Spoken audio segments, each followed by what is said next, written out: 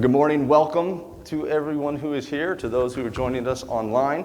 It's awesome to be able to connect with you in this way and just to be together. It is so good to see us kind of getting back together. We got through this last cold and flu season, and it's well, for most of us, like I said, there are at least 3 people I know at home sick today, but we're getting through all that, and so it's good to see that. This morning we're going to start a new series. We're going to start a series on Sermon on the Mount. And as I said last week, it's kind of a spin-off series. I don't think I've ever labeled anything that way, a spin-off series. But we have just finished up our Follow Me. Right, we looked at Jesus saying, come and follow me. Come and follow me.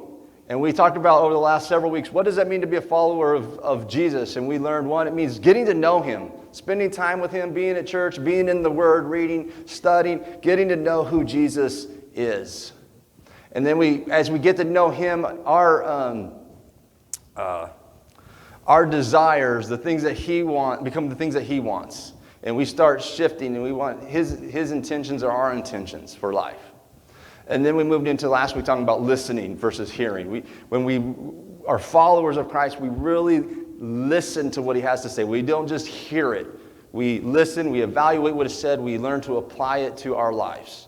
And so this week we're starting the series on Sermon on the Mount, which is, in my opinion, the idea is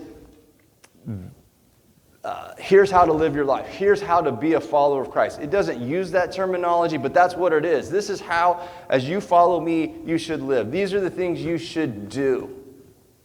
This should just be what it looks like to be a follower. So we just finished last series talking about listening. Well, now let's dig into stuff to listen to. Let's look at what Jesus had to say. And so that's where we're going to be this morning. We're going to jump, though, we're going to skip the first 20 verses. I want to highlight them for a second, and I wanted to get into what I'm calling the meat of the Sermon on the Mount. As I looked at those first 20 verses, I kind of thought of it as an introduction to the message. He starts out with the Beatitudes. Blessed are those who are peacemakers, and blessed are those who are, just start drawing blanks on all that. But the blessed you are if you are poor in spirit, and these different things. And really, I believe those are the things, are characteristics of what a Christ follower starts to look like.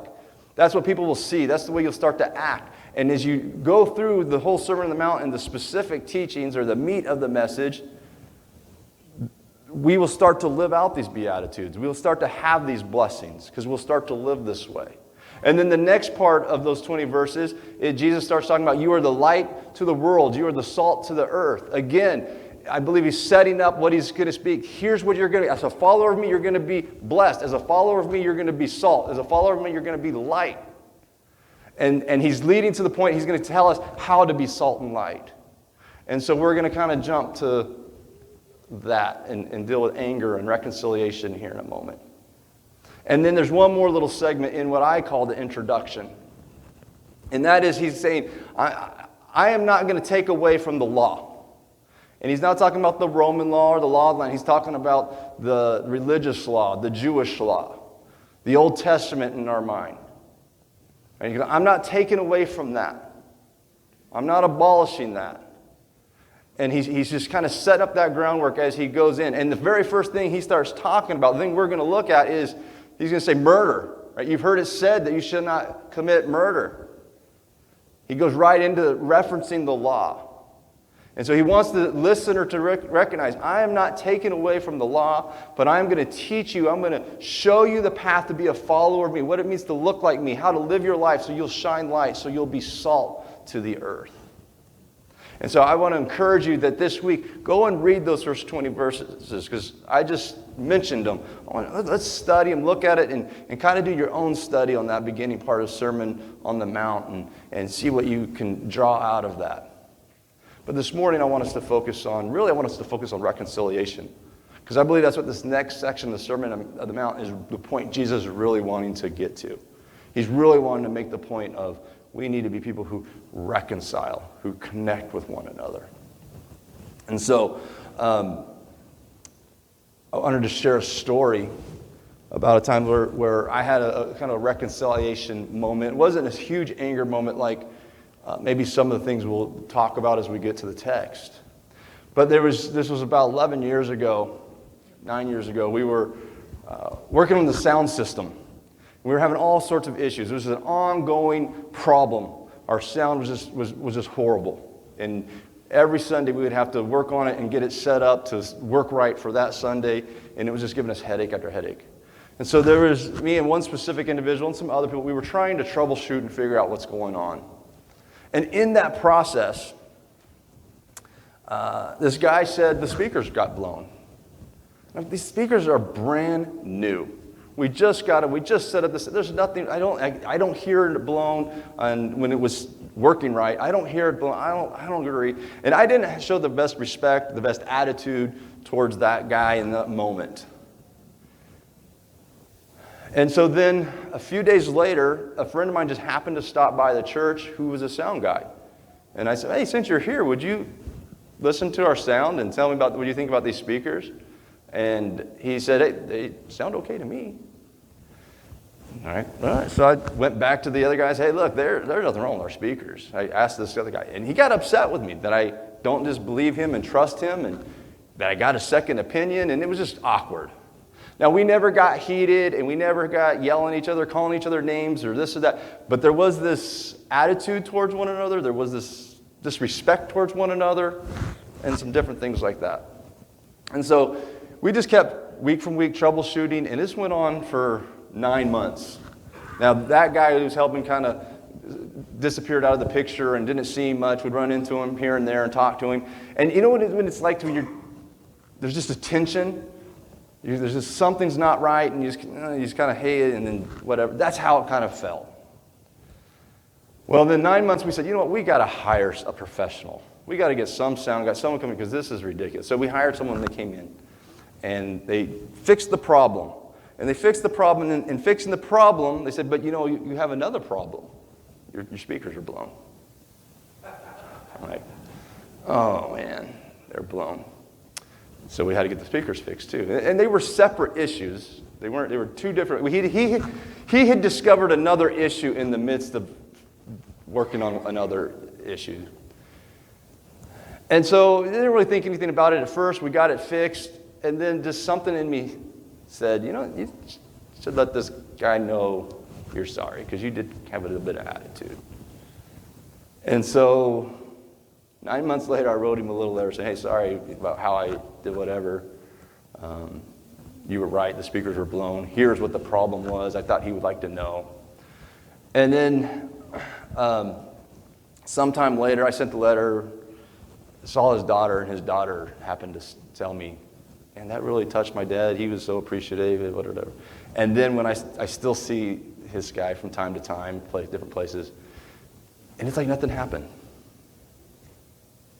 That awkwardness, that whatever, just kind of more of a high and just kind of passing by, it went away, and it just a connection again, and a peace, and a brotherhood in Christ that I believe how it's supposed to be kind of reappeared.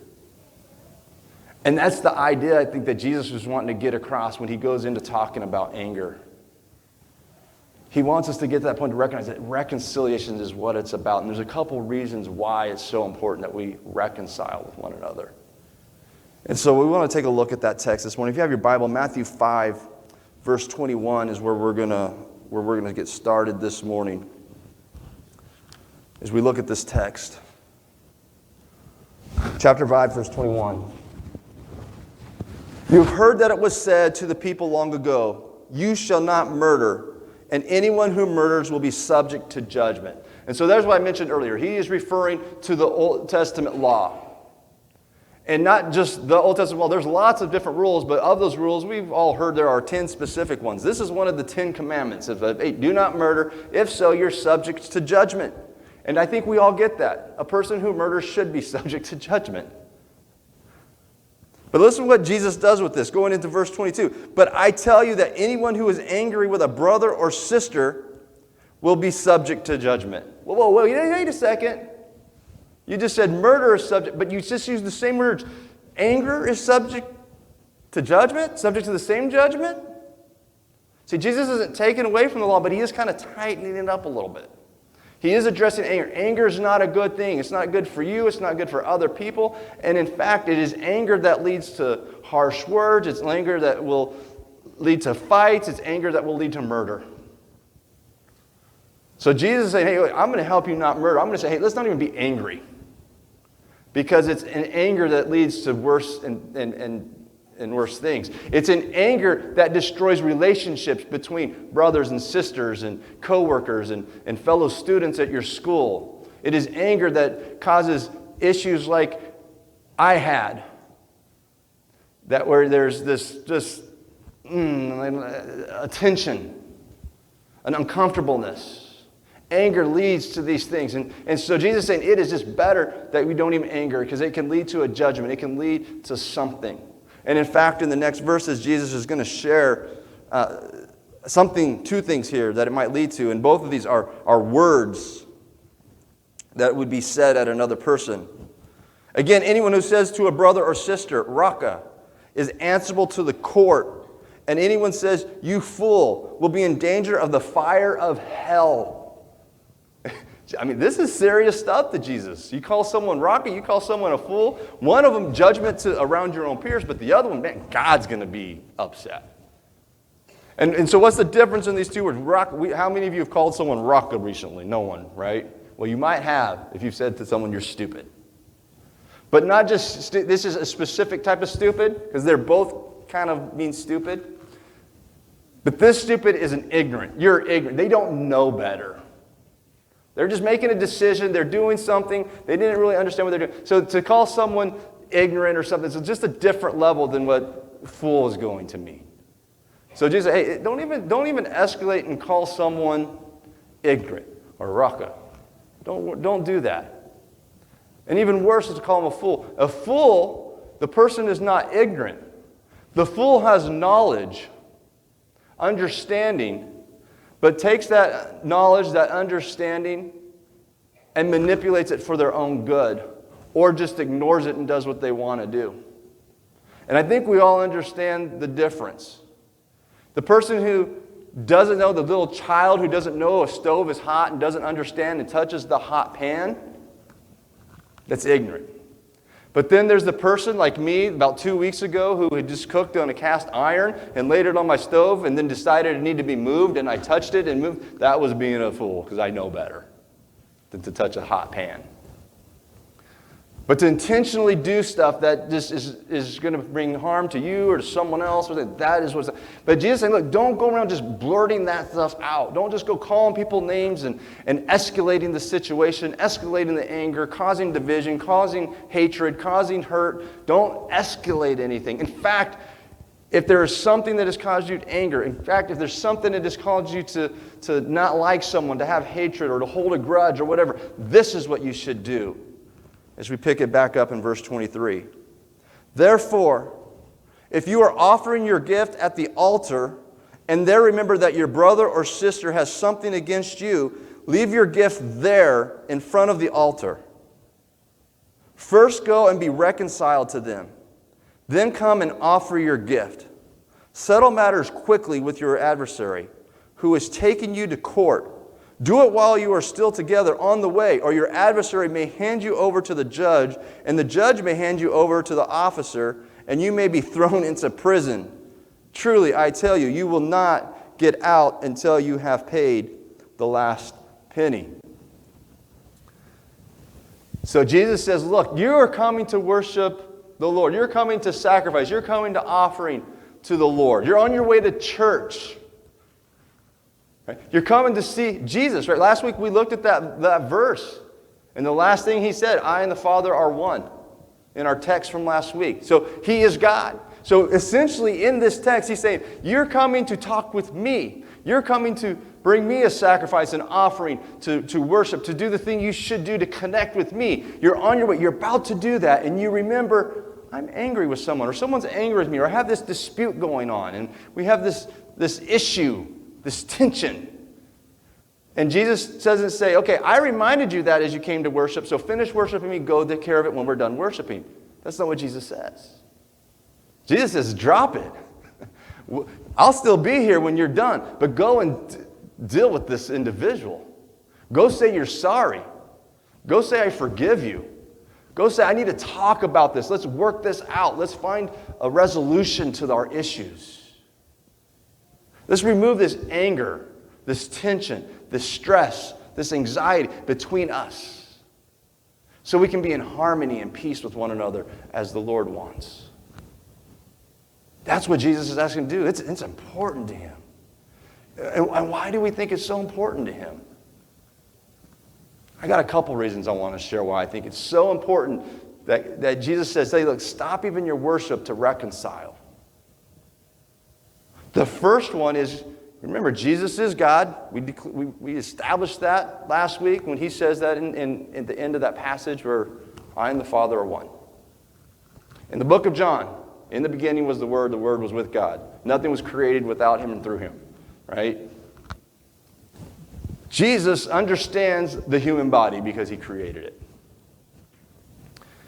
And here, 2,000 years ago, he is saying, don't be angry, reconcile with people, because he understood something that it would take hundreds, thousands of years for science to catch up with. And that is what anger does to the human body. And so I looked it up this week. What does science have to say what anger does to us? Because I've heard it through the years. We've all heard it. It's not good for us. And so I found this chart, and I divided the chart into 4 segments so we can see it here. I'm not going to read all the stuff, but how anger affects your brain and the body. And it gives you these 5 things that start to happen, the chemistry and all the different things that start to happen in your brain. Some of it even starts happening before you realize it.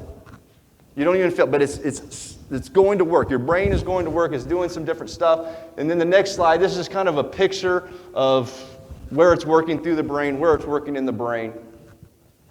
And then this last slide, it says how anger changes your brain. And it starts explaining all this stuff, what's happening in the terminology. I just want to read to you this bottom one. In fact, I've got a copy of it here so I can face you. It says this, and I may mispronounce these words. Too much cortisol will decrease serotonin. That's the hormone that makes you happy. A decrease in serotonin can make you feel angry and pain more easily, as well as increase aggressive behavior and lead to depression. So this process of anger starts not even recognize what's going on. It can just do some stuff, chemistry, chemical-wise, in the brain, in different aspects that get you to where you'll get angry easier, you will get sad easier, you can go into a depression, you go through fits of rage because of what's happening in your body. Jesus understands us. He wants our well-being. He knows what's going on, and this then leads to having stress in your life. And so the next part of their chart went to, you can't read it, cuts off at the top, but how stress hormones affect your body. In the cardiovascular system, your heart rate will go up, blood pressure can go up, arterial tension goes up, your blood glucose levels up, blood fatty acid levels can go up. And if we're living in a state of anger that turns into bitterness and hatred and just over time, and this stuff just is continually happening, it is not healthy for your heart. And if an ongoing of these things goes on, it says next to that, when these things happen, you're more likely to have aneurysms and heart attacks. So I believe Jesus was telling them then, I don't want you to have your body break down in ways that shouldn't because you're holding grudges against people, because you're living in anger against people, because you can't get along with some people. You need to figure out how to connect, and at least on your part, right? Jesus is the only perfect person to ever live, and even he couldn't connect with every person in a way. I mean, some people killed him, right? But on his side, he was offering forgiveness.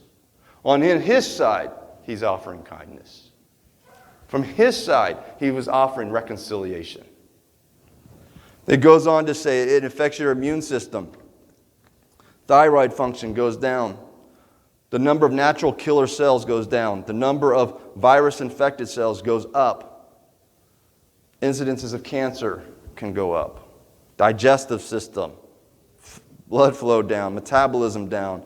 Your dry mouth may happen more often. It impacts your eyesight. It can cause migraines and headaches. It can cause bone density going down. Holding on to grudges and anger and this and that bitterness can eat at your own physical body. So what do? Jesus says reconcile. Go to somebody.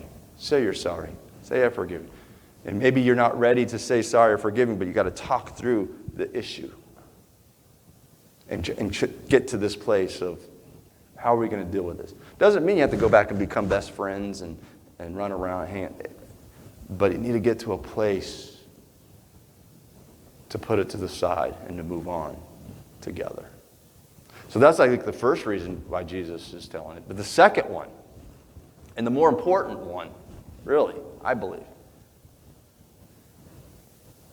we've been talking about being a follower of Christ. And that means imitating Him and looking and acting like Him. He wants us to be like Him. His whole purpose of being there that day on earth was because He was leading in a journey to a cross, to die on that cross, so that you and I and anyone in the world who would put their faith in Him, believe in Him, would trust in Him and the work that He did on that cross could be forgiven of their sin. Right? He wants, His whole existence on earth was for reconciliation between God and us, people. In fact, look at the Bible. Start in Genesis. You got about 2 chapters of everything being perfect. And then in chapter 3, Adam and Eve blow it. And then follow through from chapter 3 until Revelation's about 20. And you get to about Revelations 20, 21, somewhere in there, it starts describing the new heaven and new earth and perfection again. But everything between those chapters is about God's love for humans and His pursuit for relationship with human beings and reconciling. Jesus, God, is about reconciliation, not only with us and Him, but with us together, each other. It's about reconciliation.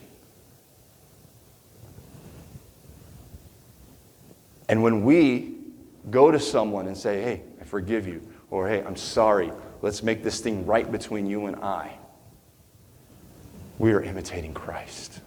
We are being light to the world. We might be being salt to that relationship. We're being like Christ when we try to reconcile with one another. It's pretty impressive. Just think about it. To control our anger, to say I'm sorry, to say I forgive you, to try to bring peace. One of the blessed that I skipped over. Remember I said we're going to let those things start to apply to our life as we go through the rest of the Sermon on the Mount. When we go and say let's deal with this situation, we're being peacemakers. And what happens to people? They're blessed, are the peacemakers. You can even break that word blessed down into happy. Happy are the peacemakers. It's there. So what about you this morning? What about me? Where are you at? Is there any anger in you towards somebody or something? Is there a grudge being held, a bitterness towards someone? And maybe it wasn't a huge all-out fight, a lot of bad words and name-calling and fists being thrown and all that kind of stuff. But is there something that's happening that you're just, that person, and you hope they don't show up, because if they show up, it's just going to bring all these feelings to the surface, and then is that happening in your life? And maybe it's not even recent. Maybe it was a month ago, a year ago, 10 years ago, 20 years, because we as human beings have this ability to hang on to stuff, and it just eat at us for years. And it's horrible. It's horrible. Now, this is a fictional story, but the TV show Gunsmoke, I don't know how many of you watched that old TV show. I see a few hands. Well, Titus and I have discovered on Spotify, they have the old Gunsmoke radio broadcast before it was a TV show. And so we've been listening to that. And there was an episode we heard not too long ago about these two guys that came into town, and they just wanted to kill each other, literally, because this is the old Wild Wild West, pulled out their gun. Every episode, at least one person seems to get killed. But these two guys, their families forever have hated each other. And so they're in town and they're just going to kill each other, but not on Sunday, because you can't kill on Sunday. That's how. But people think that way, but this again is fictional. But at some point in this story, they end up reconnecting and talking. And well, why are we? Well, our great-grandfathers or grandfathers did this and that, and they hate. And at some point, they come to the thing that, you know what, this is silly. Sometimes that's what it's like. And that was an episode I don't think anyone died in. Very few. But my point this morning in telling that story is sometimes when we go to talk to that person, when we lay our offering down at the altar and we go and talk to them and we start talking it out, we're like, but this was over a stupid blown speaker? Something that doesn't matter? We felt awkward around each other, or at least I felt awkward around them.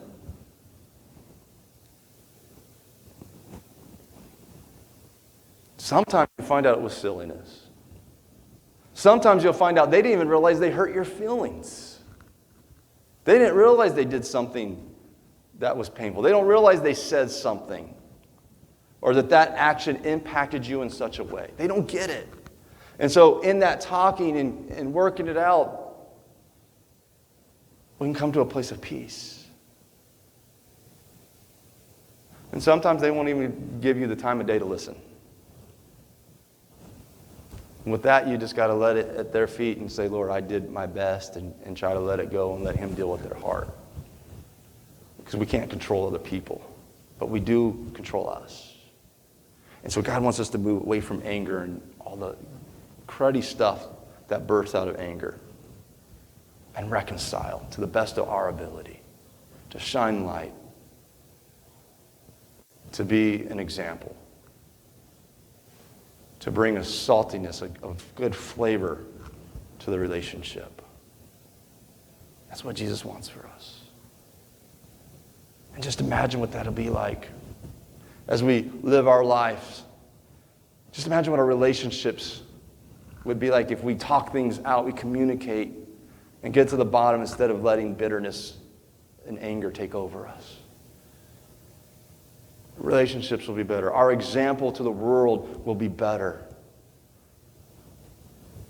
as we get along with each other in the church, as we get along with people outside the church, because we're able to put the anger to the side and reconcile. Just think our health might get better. And that was just one. There was several websites that said similar things. That was just, I thought, the best detailed one to show here. They agree. Non-Christian people agree that anger is bad for us. I think it's hilarious to read things like that. Or I listen to some podcasts that are definitely not Christian people, and they start going, you know, this is a true one. One I heard last week. You know what would really make things better in our country right now? This great divide we have? If we would just say we're sorry to one another and forgive each other and talk. I'm like, that's biblical. And these are guys they're at best agnostic. I think it's awesome when we look at secular people and things, people who are anti-God, using God's principles to say how to make the world better. But that's what this website was saying. It can make things better. It can make things better. So that's my challenge to us this week. That we would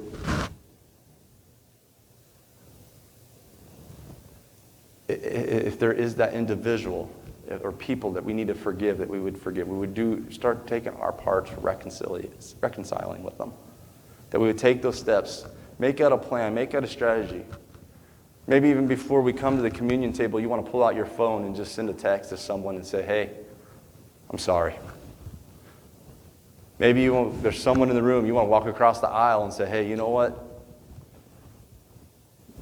Let's deal with this issue before we even take communion this morning. Because that's what I'm going to do. I'm going to read this one last verse, and then we're going to take communion. And if you're watching at home, the video will stop and after I'm done with this verse. And I encourage you to take communion at home, by yourself, with those in your family or whoever. And maybe even if you're in a place after you go and reconcile with someone, it might be a good thing to bring along some stuff and have communion together, or go have a meal together. There's just something over food that is powerful. But here's this last verse I want us to read as we head into communion. Colossians 1:21. Once you were alienated from God and were enemies in your minds because of your evil behavior, but now He has reconciled you by Christ's physical body through death to present you holy in His sight, without blemish from accusation. We were the evil ones. We were the offensive ones. And God said, I want to reconcile it. A price has to be paid. And He sent His Son to pay the price for us so that we could be reconciled to Him. And so we're going to wrap up this morning by taking communion. Those who are going to help serve, if you could work your way forward. We're going to take communion this morning and just remember what God did for us. And I encourage you at home to do that now as well. God bless you.